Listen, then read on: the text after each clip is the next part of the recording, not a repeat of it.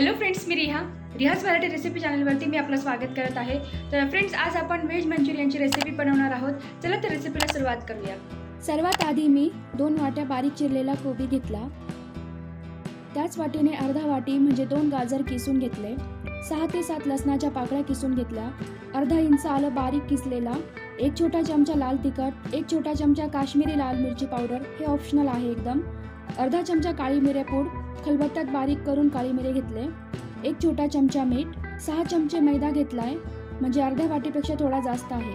3 चमचे कॉर्नफ्लोअर टाकून सगळे मिश्रण आता मिक्स करून घेतलंय. मीठ टाकल्यानंतर कोबीला पाणी सुटतं, त्यामुळं पीठ मिक्स करण्यासाठी अतिरिक्त पाण्याची आता गरज पडत नाही. आता या मिश्रणाचे छोटे छोटे मंचुरियन बॉल बनवून घेणार. त्यासाठी आधी हाताला तेल लावून घेतलंय. आता थोडंसं मिश्रण हातावर घेऊन मंचुरियन बॉल बनवून घेत आहे.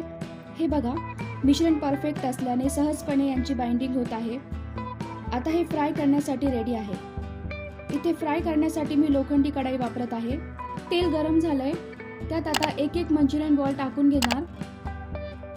2 बॅचमध्ये आता मी हे तळून घेणार आहे. सुरुवातीला बिलकुल याला हलवणार नाही. मीडियम गॅसवरती 2-3 मिनिटं फ्राय केल्यावरती सगळे गोळे आपोआप सुट्टे होतात आणि हे बघा, सहजपणे मी हे उलटू शकते किंवा सगळ्या बाजूंनी याला फ्राय करून घेते.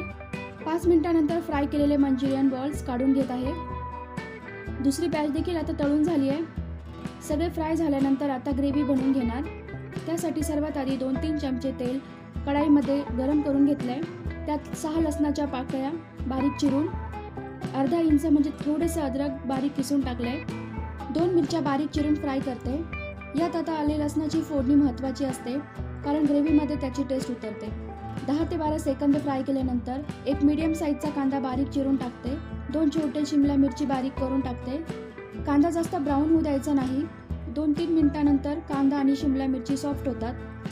अशी मध्यभागी आता थोडीशी जागा करून घेते. त्यामध्ये आता मी 2 चमचे टोमॅटो केचप, 1 चमचा सोया सॉस, 1 चमचा व्हिनेगर, 1 चमचा रेड चिली सॉस टाकून घेतलाय. सॉसेसमध्ये मीठ असतं, त्यामुळे अगदी पाव चमचा मीठ टाकून घेते. ग्रेव्हीला टेस्ट येईल इतकंसं मीठ टाकलंय. मिश्रण आता मिक्स करून घेते. गॅस अगदी मीडियम आहे.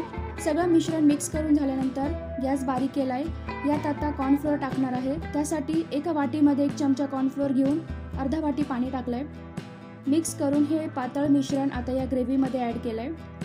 छानपैकी मिक्स करून घेते.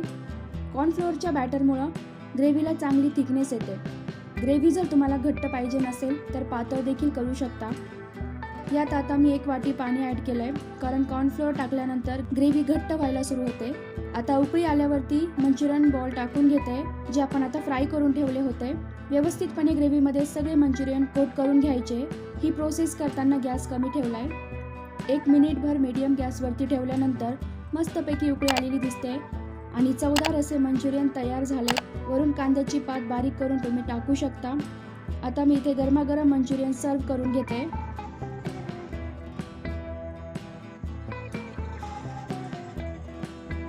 आणि वरून बारीक चिरलेली कोथिंबीर टाकते. हे बघा, गरमागरम आणि घरच्या एकदम 1 नंबर चवीचे असे व्हेज मंचुरियन तयार आहे. असे मंचुरियन एकदा तरी करून बघा. खूप सोपं आहे हे. बाहेरचं खाणं नक्की तुम्ही विसरून जाल आणि नेहमी असे मंचुरियन तुम्ही घरीच बनवाल. तर फ्रेंड्स, व्हेज मंचुरियन बनवण्याची ही रेसिपी तुम्हाला कशी वाटली हे मला कमेंट करून नक्की सांगा. व्हिडिओ आवडल्यास व्हिडिओला लाईक करा, शेअर करा आणि नवनवीन रेसिपी पाहण्यासाठी रिहाज मराठी रेसिपी चॅनलला सबस्क्राईब नक्की करा. व्हिडिओ पाहिल्याबद्दल धन्यवाद.